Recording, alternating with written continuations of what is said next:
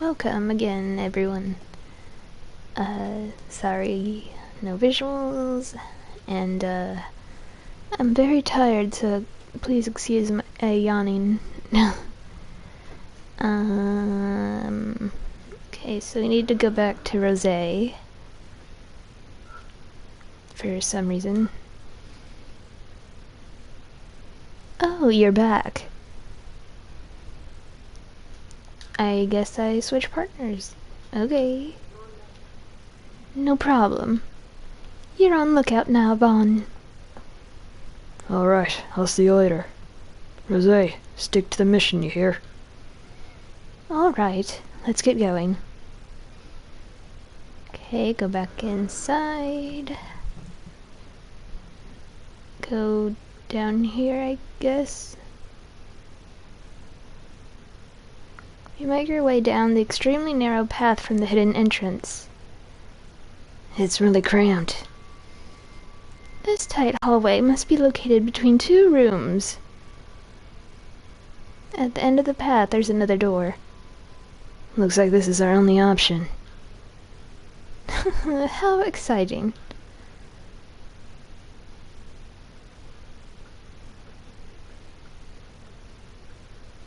I hear something walking on the roof.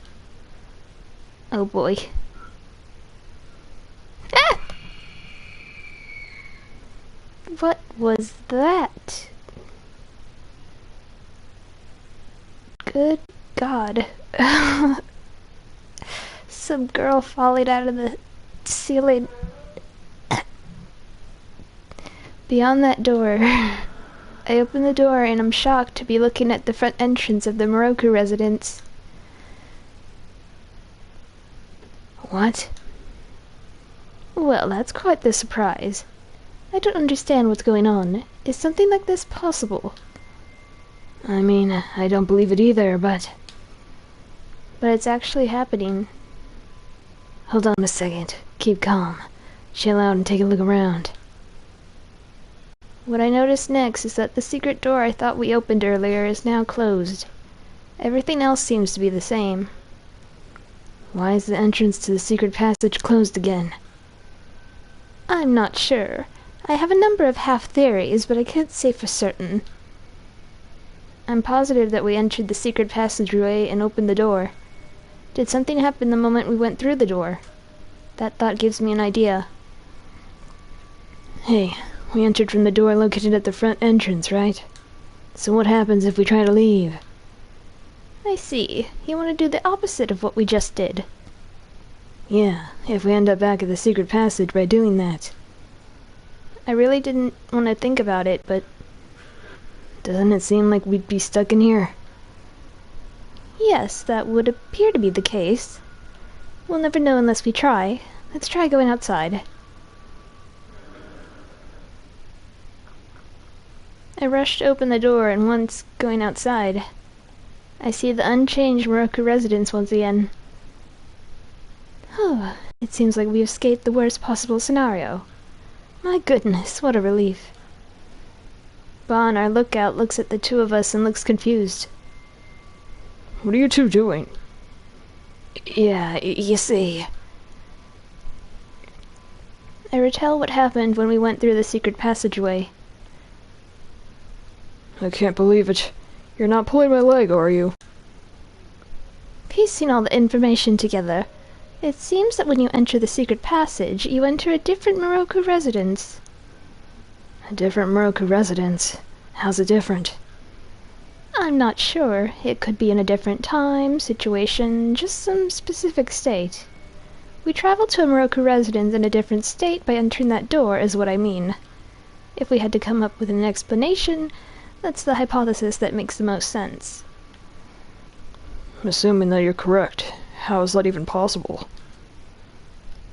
There are some extremely powerful curses and thoughts that sometimes cause phenomena like this. Stairs that take you to the same floor, or an intersection that leads to the same place. These are examples I've heard from someone who actually experienced them firsthand. Deathmark. I don't believe that at all. But I guess I have to since it's actually happening. If we're experiencing this phenomenon, then it means that there are great dangers ahead. Are you going to continue investigating? I'm fully prepared to face these dangers. I've gone through it up until now. This is nothing. Attaboy. That's the one thing about you that I like. Alright, then let's continue our investigation. Okay, go back inside.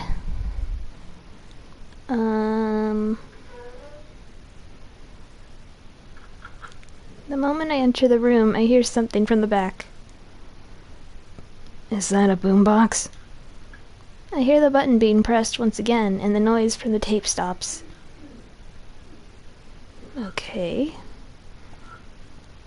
It's a boombox. It looks like a pretty old one. Taking a look, I see that there's a cassette tape in the boombox. I eject it, and I notice that it's labeled A. Again? It's an important clue. We have to listen to it, even if you don't want to. I rewind the tape and press the play button. And immediately, a shuddering voice echoed.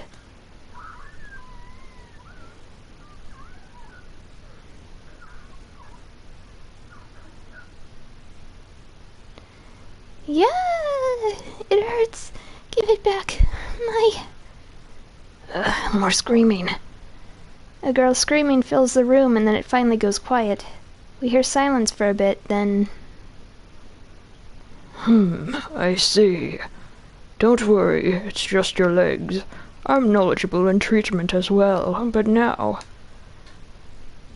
The man's calm voice is cut off by the tape stopping.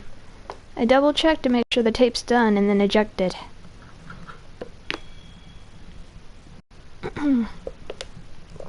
Obtain tape A. That was excruciating. Yeah, seriously. The screams were buried in my ear. Why are just your legs and knowledgeable in the fields of treatment important?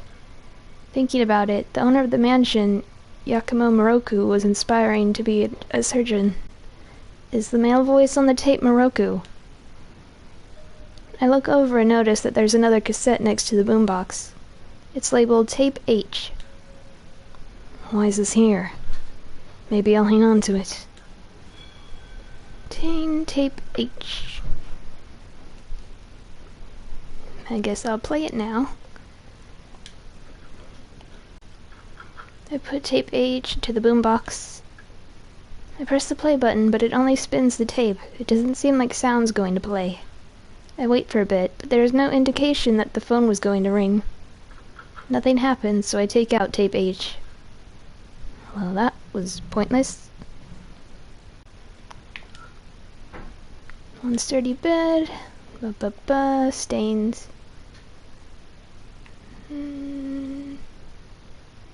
Okay, go to the living room area.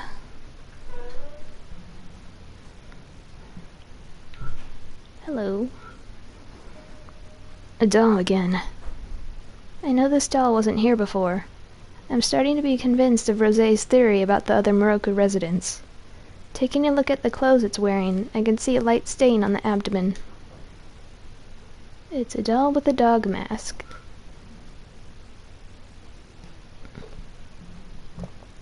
Maybe I'll give it a try. I slowly breathe out and bring my fingertip closer to the stain on the clothes.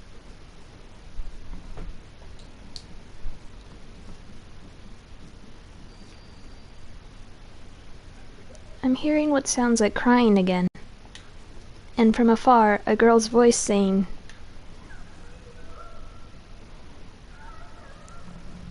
"I'm cold, Mom." This time I hear words I can understand. Cold. Is that what she's saying? Yeah, I heard it clearly this time. Cold, Mom. Unfortunately, I don't see a heater here. If we can't do anything about it here, then we'll just have to carry her somewhere we can.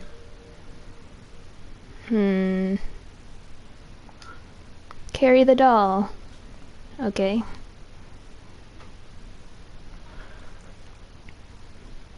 I guess I'll do it. Here we go. I steady myself and carry the doll. It feels heavier than an actual child. Careful, dolls won't help you lift them. It'll probably feel heavier than a child. Makes sense. Yeah, it definitely feels that way. Alright, now the question is, where should I carry it to? You can't investigate while carrying the doll. Oh no! Bedroom? Entering the bedroom, my eyes immediately shift toward the bed. Those blankets are obviously high quality. I'm sure she won't be cold in that. Alright, there it is. I'll lay it down on the bed in the back. You move the blanket aside. As you wish. Okay, here you go. I lay the doll on the sheets and place the duvet over it. Now let's see how she feels. She shouldn't feel cold anymore. Let me ask her again.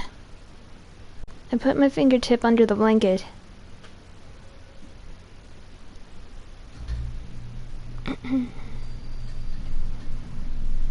I hear a crying voice again. And the voice. It's cold, Mom. It's no use. She's saying the same thing. Oh, wait. I realized that I was overlooking something important. Mom. Huh? I think she wants a mother. Well, don't look at me. You're closer than I am, right? Well, the doll isn't satisfied. Now what should we do?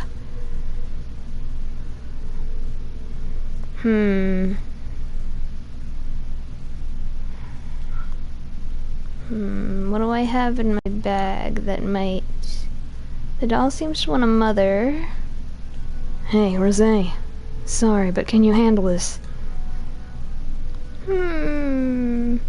Rosé grimaces. But I have an image to uphold. Sorry, but we really don't have the time to care about things like that right now. Fine, but only because you're my disciple. I know I'm the one asking you to do this, but what are we supposed to do here? Essentially, we need the doll to feel some motherly warmth. I think an intimidation of breastfeeding would be best. Wait, seriously? You're going to... No, I'm not going to actually feed it. I'll just sleep next to it and lull it to sleep, just like mothers do. Here, like this. Slipping under the blanket next to the doll, Rosé speaks to it as she rubs its head. Oh, you must have been so scared. It's all right now. Mom's here with you. There's nothing to worry about anymore. The scary dream is over now. Hush now. Go to sleep. I hear a clack from the mask. Hey, Kijiba. Rosé crawls out of the blanket. She's holding on to a dog mask. Obtained dog mask. It just came off on its own. Maybe this means that the doll has been released from her thoughts. Now that she mentions it, I remember the mask coming off on its own when I gave the doll fruit. Yeah, maybe. Oh, and there's this as well. Hand towel. What's this? It was wrapped around the doll's mouth. I assume it must have been used as a gag. The screams I heard in the tape replay themselves in my head. I pick up the doll from the bed. Rosé helps me, and we put it back in the living room where it was originally. Take care, young lady. And go back.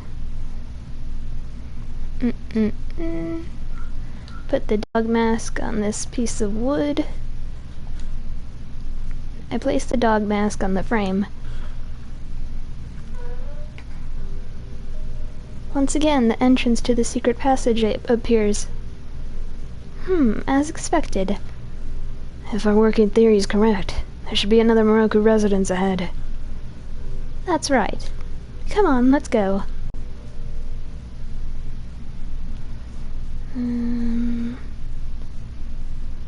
It looks like I need Bon here. So, it says... What's this mailbox? Hold on. It's a rusted mailbox. I take a look inside the mailbox, but there isn't anything inside. Okay.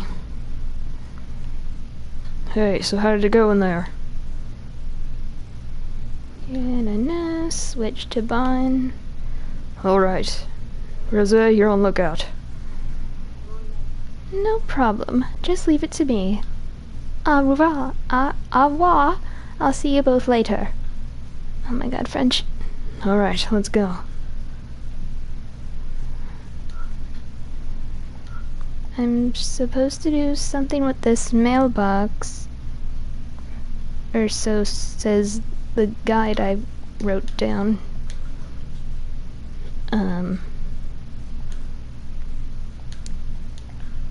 Okay, well, never mind that, I guess.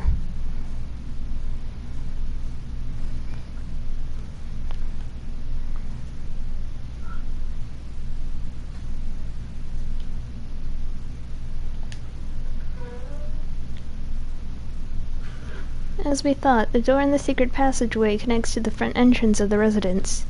The entrance doesn't look any different, aside from the passageway entrance being closed. I guess now I'm supposed to check the mailbox? Rusted mailbox. Okay, there's nothing... Why did I write down mailbox, and what am I supposed to use it for? When I enter the room, I hear the sound of someone knocking on the front entrance door. Who's there? Rose? Wait, no. She knows to call the cell phone instead. Let's go check just in case. Okay, now we go to the mailbox.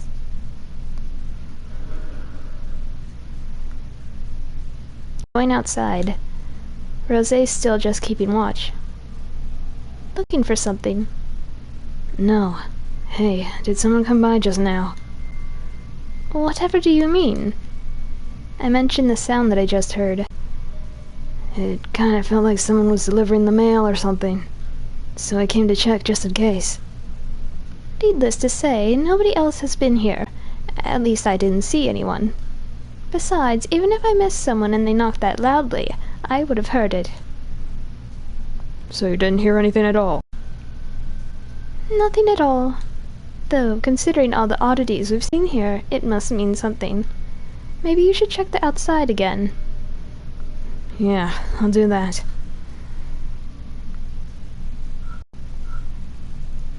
Rusted mailbox. Digging around, my hand bumps into something. It's a cassette tape labeled S and a sparkler. I understand the tape, but why is there a sparkler in here? Looking closer, I see scorch marks on the tip of the firework. Looks like it was lit, but the flame went out before it reached the end. Harassment. What else? Bet he wasn't getting along with the neighbors. I see. Go back inside.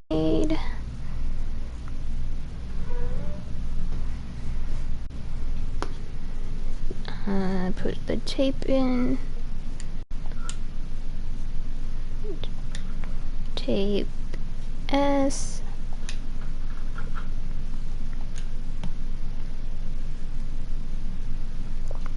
I put tape S into the boombox. I pressed the play button and let out a sigh. There's a long period of idle sounds, and then a scream along with a loud noise.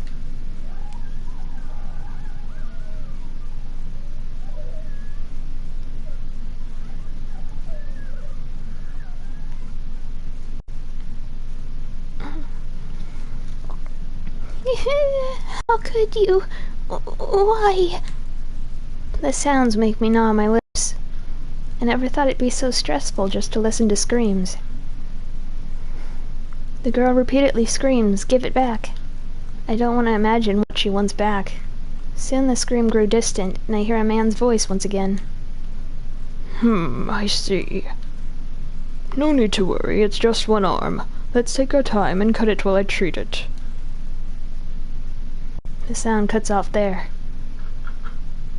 I think I finally understand what this man was doing to these girls. It's clear from the other tapes that he's been cutting off the hands and legs of the victims. He's even saying, while I treat it, so... His objective isn't to murder, so his objective for cutting off their arms and legs must be something else. I don't get it. Why the hell would anyone need to cut the arms and legs off of anyone? Obviously, this isn't a question that any sane person can answer. It's met by a suffocating silence. Let's investigate some more. It feels like we're slowly getting closer to finding that reason.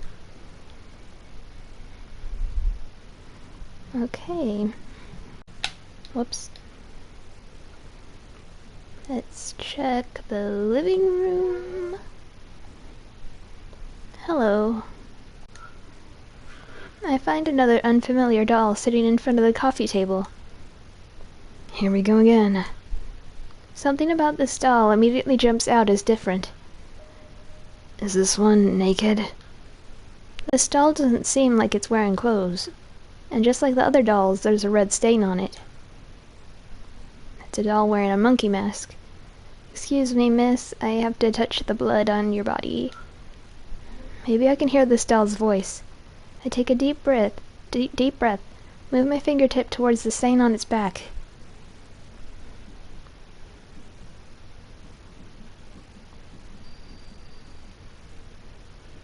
I hear some sniffling and crying.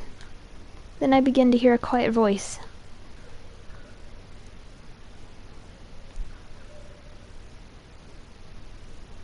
I want to go to school. They never make this easy, do they? I think the voice I heard was saying, I want to go to school. But how would I make that wish come true? Give her the sailor uniform. I take out the sailor uniform and put it on the doll. Sailor uniform used. Seems like you're having a tough time. I'll help. Putting clothes on a doll ends up being a lot tougher than I thought. Working together, the two of us finally managed to push the hands and legs through. Who knew dressing up a doll was such hard work? Damn. This is probably tougher because this heavy doll isn't helping us at all. I step back and look at how it turned out. The ticking of the clock and silence continued to drone on and on. That's weird. Nothing's happening. Is a school uniform not enough? Well, this isn't a school. Seriously? I don't want to think about taking this doll out of here and taking it to a school. The closest school is pretty far from here. Hey, Kijima, sit next to her. Huh? What are you talking about, old man? Listen, just shut up and sit down. Also, I'm not Bon. From now on, you call me Mr. Bon, you got that? Say what? Though it feels ridiculous, I sit down next to the doll as Bon ordered. Alright, let's review what we learned in our history lesson last time. So, when did Columbus make it to America? Kijima, what's the answer? Bon, pretending to be a teacher, calls on me like I'm a student in his class. What the hell? Something about the ocean blue. Oh, right, it's, 1492, right? Good, I'm glad you reviewed what we learned. Alright, next question, I'll ask you. Bon points at the doll and throws out a question. What year was the Emancipation Proclamation signed? However, the doll continues to stay silent. Fine. I guess I can help keep this going for a bit. Yo, Mr. Bon, don't you think that question's too difficult for an elementary schooler? Oh, good point, my bad. You're doing a terrible job as a teacher. What did you say? You runt, that's no way to talk to a teacher. What kind of teacher calls a student a runt? Jeez. That's it. Come here, you little... wanna fight, you fraud. Then the next moment... With the clack sound, the doll's mask comes off. Hey, did you just see that? No way. All it took was a half-assed act like that. What are you talking about? That was a class lesson no matter how you slice it. I was teaching my ass off there. I'll have you know that I've got a teaching license from my college days. Wouldn't trust it. Well, as it happens, you don't count. Anyway, it worked. You should show some more gratitude. Monkey mask. Hey, there's something else on the floor. Shining the light around my feet, I see hard shoes. I don't know about the shoes, but this mask is probably for... Yep, probably. Let's give it a try. To the wood thingy. No. Monkey mask. I place the monkey mask on the frame. The entrance to the secret passageway appears. This is the same as always. I wonder if that's true for what's up ahead. I feel like Bond was trying to imply something with those words. Let's just be careful and move forward. Let's make a save.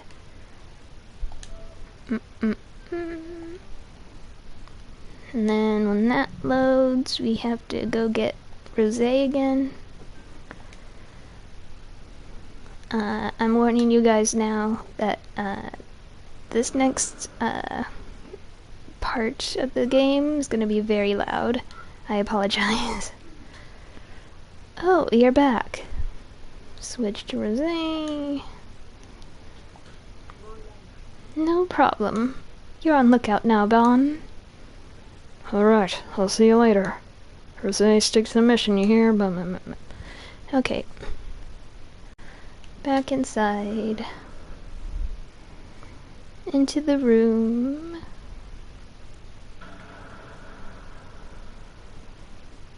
I step into the secret passageway and immediately notice something strange. Hey, is this...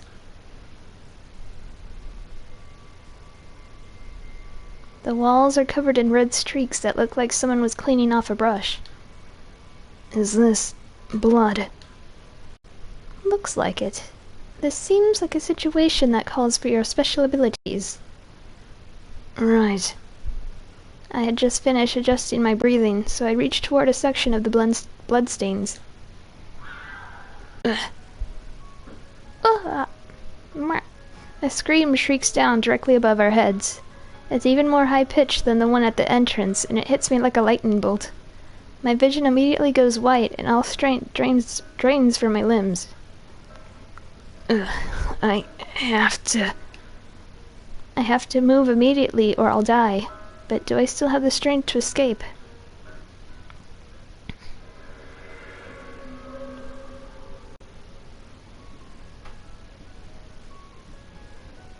Fall to the floor. Get down.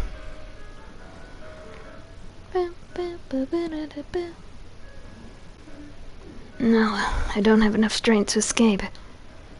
Then I should choose something that will let me stall death for even a second longer. I hold my head and fall on top of the big bloodstain.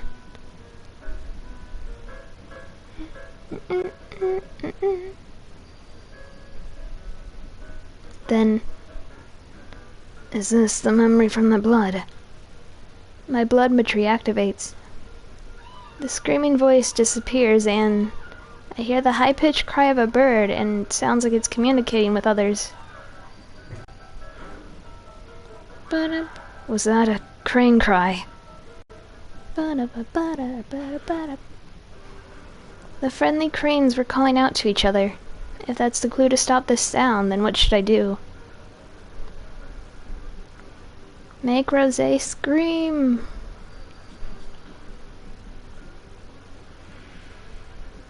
Kill those vocal cords, girl. Hey, Rosé! I tell Rosé to scream through gestures. Scream! Pretend you're a bird and scream! It looks like my message gets through because Rosé rears back and screams. However, I can't hear it at all. Damn it. I guess this is it. My despair turns to resignation and then my consciousness leaves me. Same as me. Anaji! That's all I hear as I slip into darkness. And an unknown amount of time passes. Someone's voice brings me back to my senses. Are you awake, Kijima? I take a second to gather my senses. Did the screaming stop?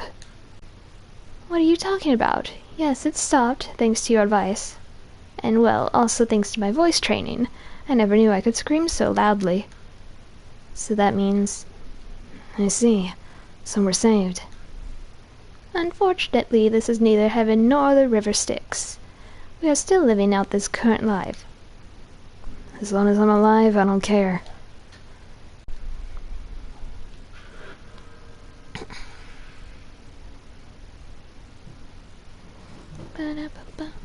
Anyway, I look up at the ceiling of the passageway.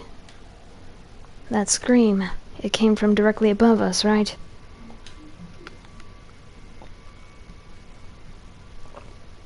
Yes, that's what it felt like.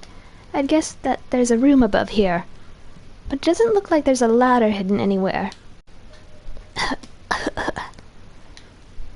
Hey, you alright? Yeah, it's nothing too serious. I just strained my throat from all that screaming. I watch Rosé rubbing her throat. I can tell she has yelled herself raw, which is to be expected after belting out a scream like that. I never expected that I would have to match a crane's cry with just my voice. Some pieces mimic cranes with a shakuhachi or kokyu, but I've never heard it done vocally. Shakuhachi is that flute made of bamboo, right? What's a kokyu again? You're a high schooler, so what's a crude comparison I could give you? It's like a Japanese violin. You pluck the pulled strings with a bow to make sounds, so it's very similar to the violin. I see. I'll keep that in mind. Yes, please embrace knowledge. I also hope that your desire to learn will be reflected on your next report card. Now let's get back to investigating. Yeah, we're still running out of time. The other Moroku resident should be just ahead, right? True. Well then, let's go. Now... Okay, just as we thought, the secret passage connects to the front entrance of the Moroku residence. But the entrance here has an obvious difference to the front entrance from earlier. Hey, look. There are more of those frames. I see. This is starting to get interesting. Let's get the masks out. At that moment, the cell phone vibrates. Right, it's almost. Pity, we're out of time for tonight. Hey, it's me. Time to get out of there. Alright, let's go back. This is pretty good for today. Let's go. Hey, Vaughn, we're back.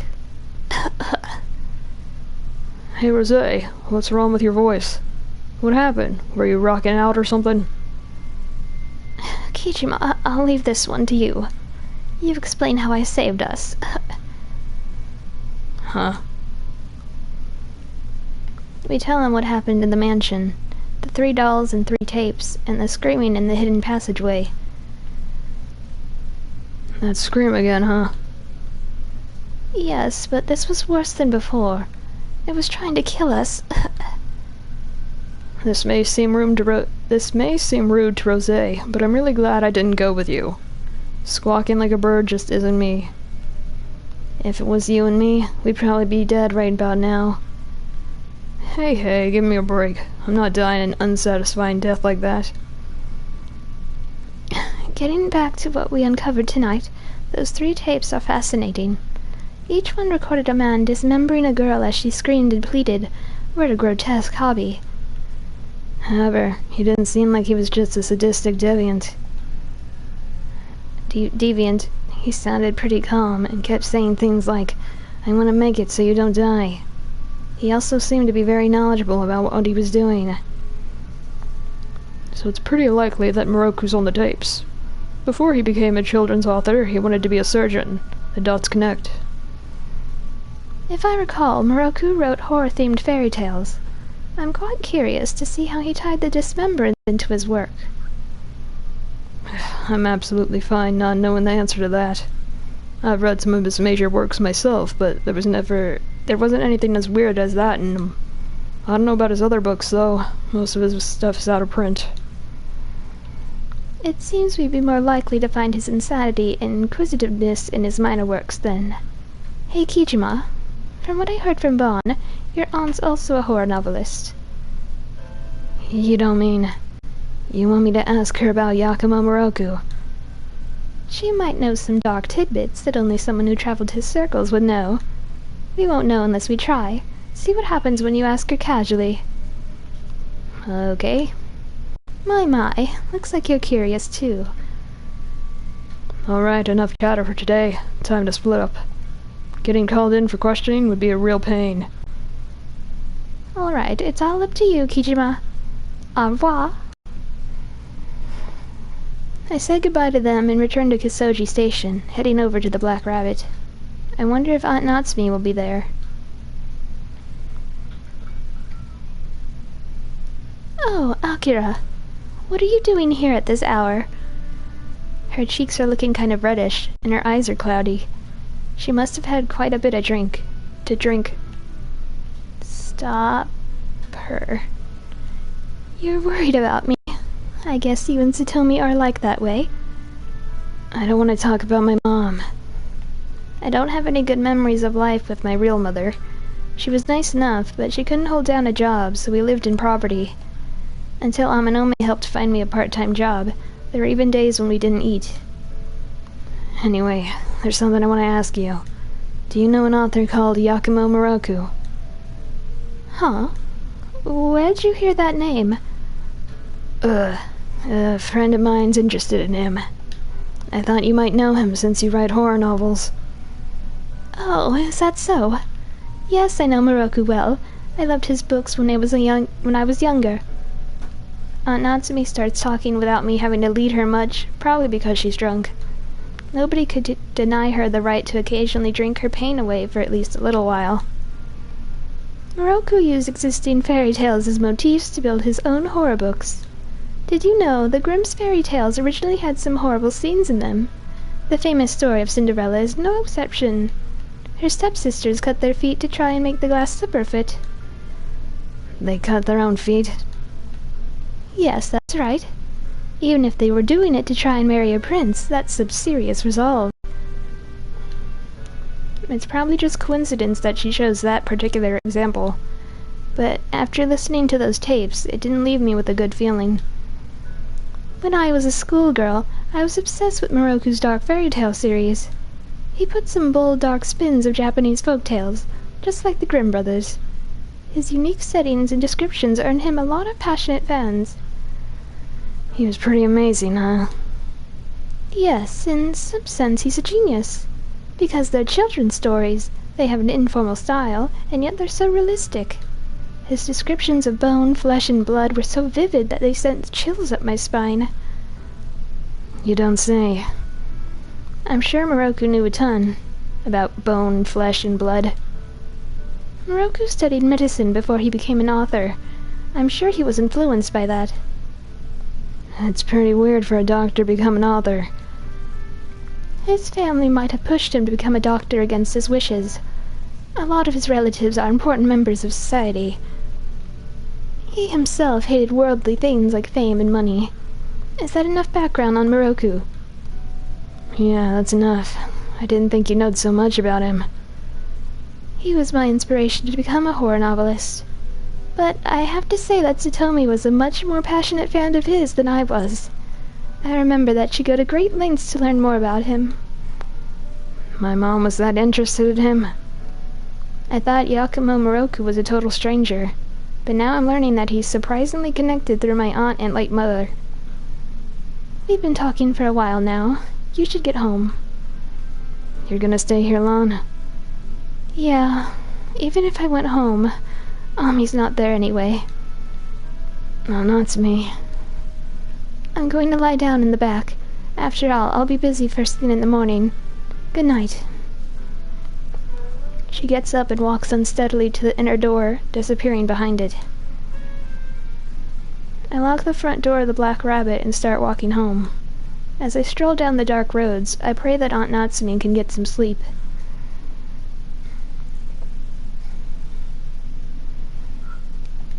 Okay.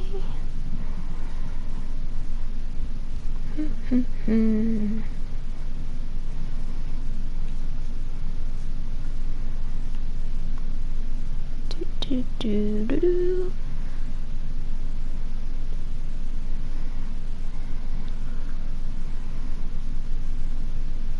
A text. I open up the message. D-mail number 7. How are you? It's D-man. I've prepared your next riddle. Feed the souls of triplets to the monster that consumes souls.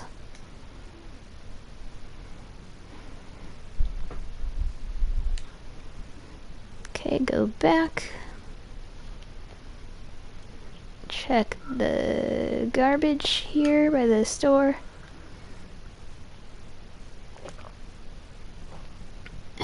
I searched the trash bins by the convenience store. Damn it. Well, how am I doing this again? Light catches on something in the trash. That's gotta be it. In each of the trash bins, there are coins mixed in with the trash. Obtain 3 coins. Then we go to the photo booth.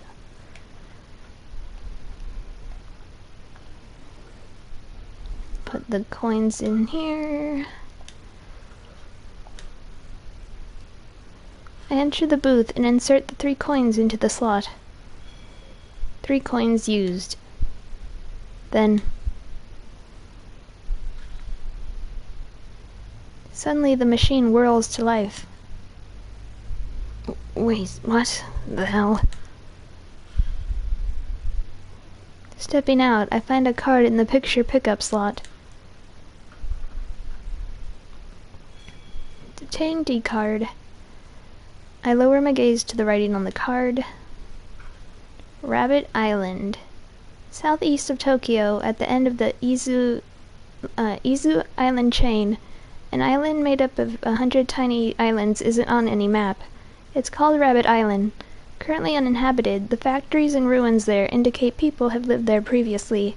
The only residents are numerous rabbits, and it's said that travelers and fishermen who visit are welcomed by them. Upon further investigation, I couldn't find anyone who had visited when the rumor has spread or where it came from. Official agencies gave me the cold shoulder. Thanks to Mr. K, the investigations has made significant progress in recent years. His family used to supply the military during the war, mostly with antiquities. Only living items. Around 10 rabbits Mr. K's grandfather raised as a hobby. What the military did with them is unknown, but soon after the war, the family received a request to retrieve them. The letter only had a map with an X marked on a patch of ocean. Mr. K and his grandfather had always thought the rabbits had drowned along with the warship. But I realized something when he showed me the map. That's right, it was the location of the rumored Rabbit Island. Things got strange after that. Mr. K, the ex-detective, and I decided to head to the last of the Izu Islands with some assistance. With some assistance. Now that I think about it, Mr. K had a bad feeling about it, which ended up being proven correct. But I won't tell you the source of his bad feeling for now. The island was indeed there, and full of rabbits. We discovered that the place felt frozen in time. Memories of horrific battles remained. Human experiments, cannibalism, atrocities beyond imagination made it a natural Ickman site. It's slightly different from what you're facing now. D-Man. Man, he's putting some serious effort into this. Guess I'll go home.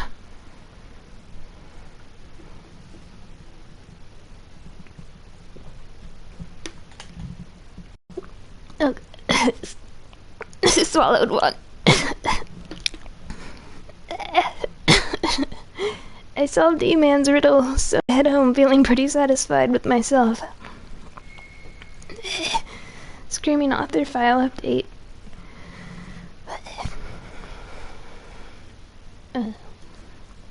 Rumor notes 5. Several tapes contain terrifying yellings of kill.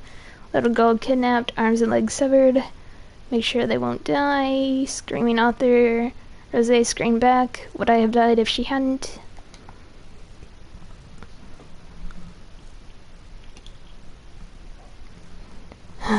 Man, I'm tired. Who could be calling this late? Hello? Hey, who the hell are you? You better cut this out.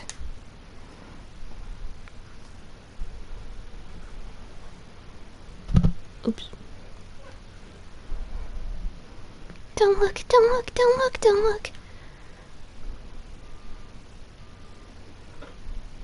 Damn it. It's the one from yesterday. Bet I'll be waiting for a call at night again. May as well take a shower first.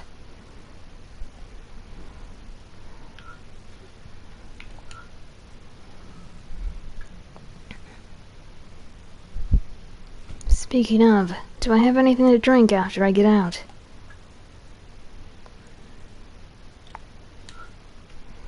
I open the fridge and look inside. Nothing. I'll go and get something from the vending machine.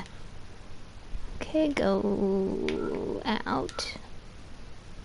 The closest vending machine is in front of the cemetery.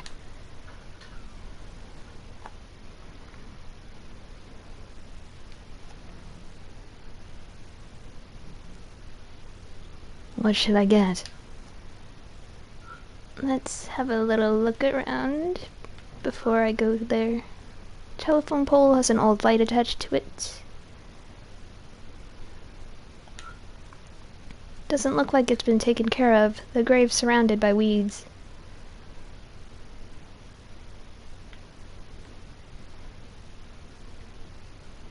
Okay, guess that's... Well, let me check this manhole. Nope, nothing. Okay.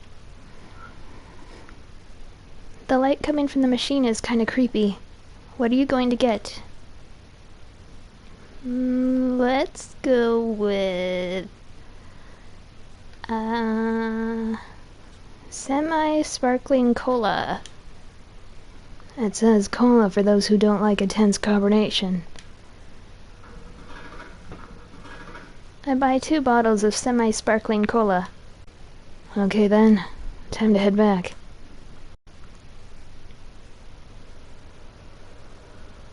As I turn to go, a warm, damp breeze blows past me.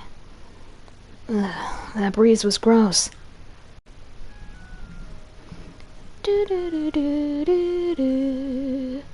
Nothing on caller ID, huh?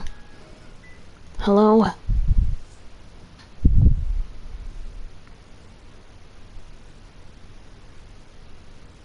Damn it, again with the silent call. Probably the same one from earlier. Wonder how they'd react to silent treatment back.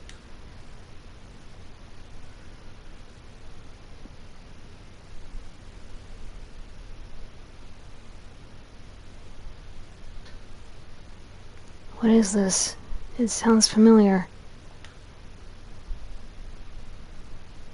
It's TV static, just like what I heard coming from next door yesterday.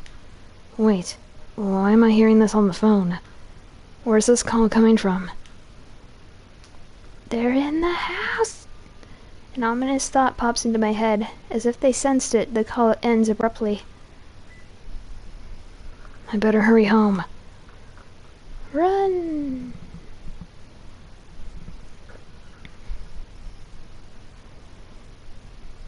Rushing into my room, I quickly scan to see if anyone's there. There's no one. Guess that call wasn't coming from here after all. Man, I'm exhausted. Time for a quick shower.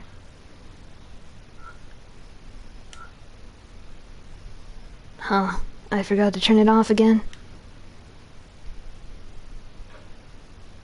The light was off when we left.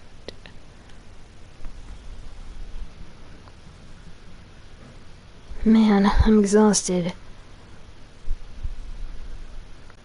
What the hell? It's the neighbor again. Ooh? Huh? There was a little CG there with Akira washing his hair near the sink, and I think Kakia's hand was reaching outside of the mirror toward him. Guess I just imagined it.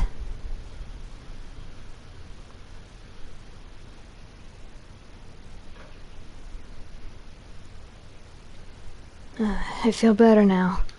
Time to have the drink I bought earlier. I sit on my bed and drink a semi-sparkling cola. It's barely carbonated, and the sweetness stays on my tongue. Is that good? Finally time to relax. Alright, time to read for a bit. Bookshelf? Huh. Something's up with this room. Like, something's out of place. What's this writing on the wall? Don't look. Something's written super tiny on here. What does it say? Don't look. What is this? The writing's creepy enough, but the wallpaper by the words is stained and peeling. Is there something underneath? Should I peel off the wallpaper? I mean, do we have any choice?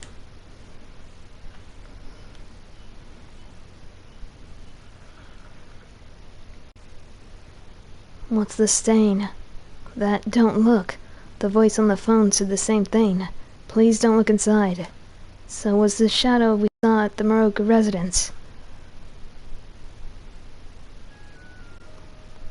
Do-do-do-do-do-do. No caller ID again. I'll just reject the call.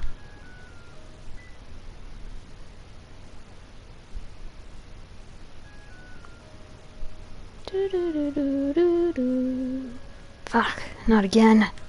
The calls won't stop, and it's getting on my nerves. I'm pulling out the battery. I turn off my phone and remove the battery. This one too now? Better disconnect this one too.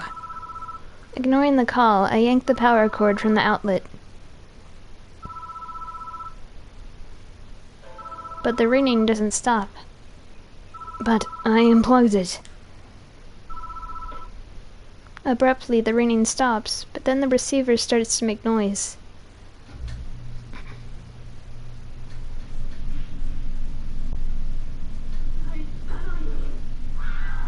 Uh-oh. What the... The screaming is the same as what we heard at the Moroku residence. The instant-splitting headache almost knocks me unconscious. I won't last if I can't get the voice to stop soon. Destroy the phone! Destroy the phone! Quickly! Quickly! Quickly! What if I destroy it? I shuffle over on my hands and knees and smash the phone with my fist. Break, damn it! Hurry up, Akira! Break, break, break, break, break, break, break, break, break!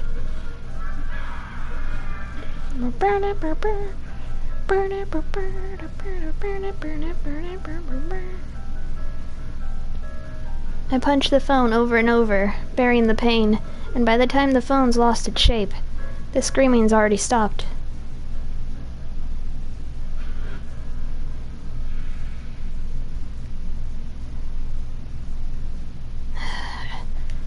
Somehow I escaped. That screaming, is it the spirit from the Moroku residence? Nothing else better happen for the rest of the night. Crisis averted. I suck in a deep breath. Man, am I exhausted. Shit, I need to rest before I clean this mess. Collapsing onto my bed, I quickly feel my consciousness fading away.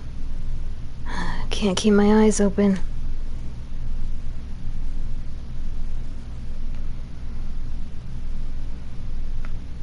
Save.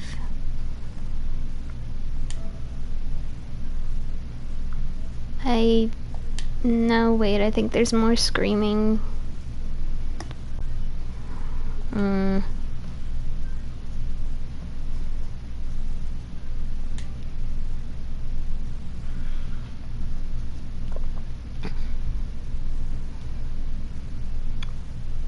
The sun sets and the meeting time approaches. Bon and Rosé seem like the type that don't mind making others wait, but hate being kept waiting. I better head out. This feeling. Yeah, it's here.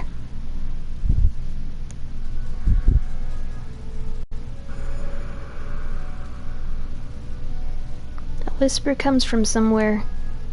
It's time for a tale. A man found a poor little birdie. The man wanted to save the little birdie.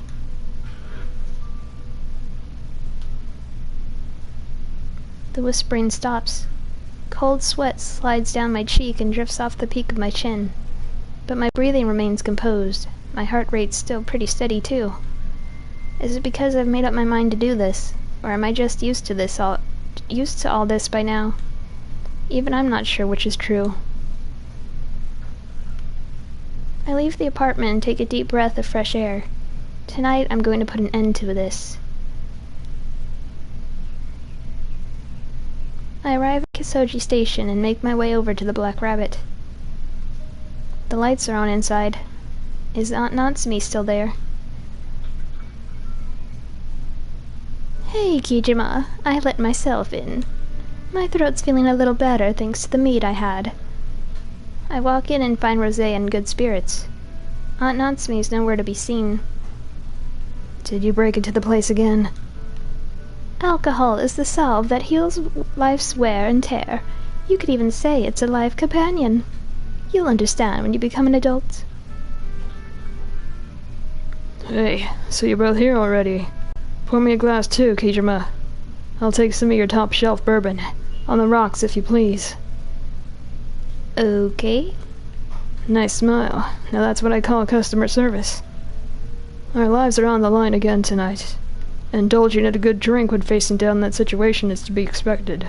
So come on, don't keep your customer waiting. This is going on your tab. I've helped Aunt Natsumi at the bar before, so I know what to do. I go behind the counter and pull a bottle from the back. I put some ice into a rocks glass and pour the dark amber liquid in. A burnt smell wafts up. Bon impatiently snatches the glass from me and pounds down the liquor. That'll put hair on your chest. So, Kijima, did you get us some info about Moroku? More or less. I filled him in on everything Aunt Natsumi told me about Yakumo Moroku last night. I see. It definitely looks like that cruel hobby of his definitely made its way into his work.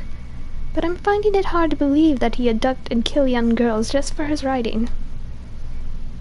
I tried following the thread of those previous abductions. Over the past few decades, 4 girls went missing near the Moroku residence. Half a year ago, a middle school girl named Tsubasa Aoi vanished. I'm so sorry. She was on her way back from ballet class. She was a pretty girl who people had expected to become a prima donna in the future. On her way back from ballet class. That means... Yeah, the recording on that T-tape is a news clip about Tsubasa Aoi's abduction. We also found a ballet flyer in the mansion. Could that have been... Yeah, Tsubasa Aoi was slated to perform in the show advertised on the flyer. I think she was the star of the second act. The second act was... La Decran, Duck Leg. Yeah, Tsubasa Aoi was going to play the part of the princess who gets turned into a duck. She was apparently really excited for it and put her heart and soul into practicing. She went to the ballet classroom every day and danced barefoot until the sunset. And then she went missing just before the show. She was so eagerly awaiting to perform. What a soul-crushing tale. I'm sure that was devastating for her. Okay, now for the rest. 10 years before that, a girl named Sachi Kirishima disappeared. Then 20 years ago, it was Ai Mishima, and the last one was 30 years ago, Hana Hanamanabe. You don't have any more info on those three? Unfortunately, I couldn't fully investigate them. They're pretty old cases, after all. All I know is that they were all kids who were in their early teens. Tsubasa Aoi was the only middle schooler, but the other three were all in elementary school. The first letters of their names match the tapes. TSAH. The pieces are all starting to fit together. I think we can safely assume that Yakumo Moroku abducted all those girls. Once every 10 years, a young girl around the same age was kidnapped by a children's author. Almost like some kind of ritual. It really piques one's curiosity. Moroku must have had some nerve. He kept kidnapping girls right by his house, and no one ever put two and two together. I'd say it's the opposite, actually. For him, his neighborhood was the safest place to do it. Didn't your mother tell you? Most of Moroku's relatives are famous. Some of them are on the Shinza Ward Council, or they work somewhere in the government. They probably kept all heat off Moroku just to make sure they didn't get any blowback. If people suspected a relative of theirs was a criminal, they could lose their positions. And such is the disgusting state of the world. People really are the worst monsters of all. For me, scumbags like that are a great business opportunity. Enough of that, though. Time to get to the mansion and put an end to this. Yeah, I'm expecting you two to earn that free drink you just had. Yeah, I'm planning on it, kid. I leave the Black Rabbit with 2 tipsy adults in tow. They'll probably sober up by the time we get to the Moroku residence. I walk alone down a path that I'm already far too familiar with. Just before I'm in sight of the Moroku residence, that horrifying presence appears once again. Oh boy.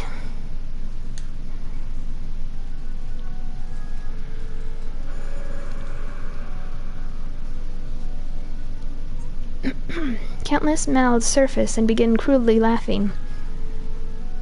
It's almost the finale of the tale. The birdie becomes a crane and repays the man. Tankarai from beyond the door.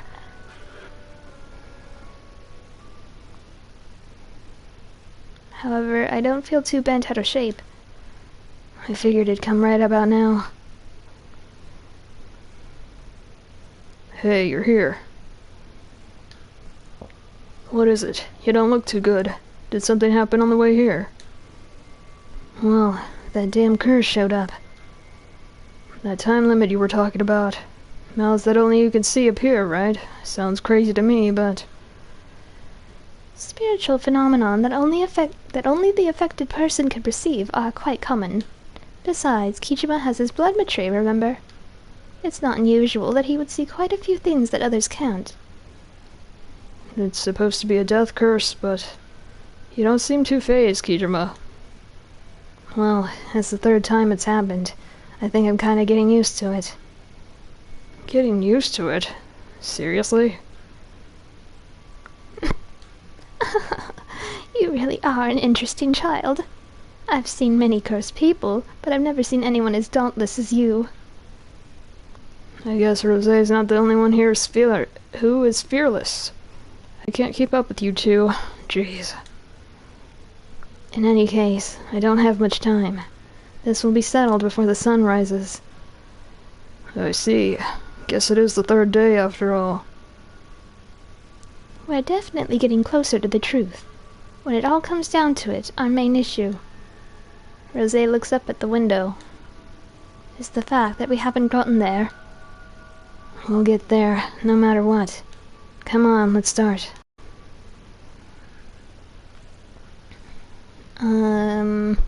Partner with Bon. Alright. So you be on the lookout. No problem. Leave it to me. And I'll see you later. Alright, let's go.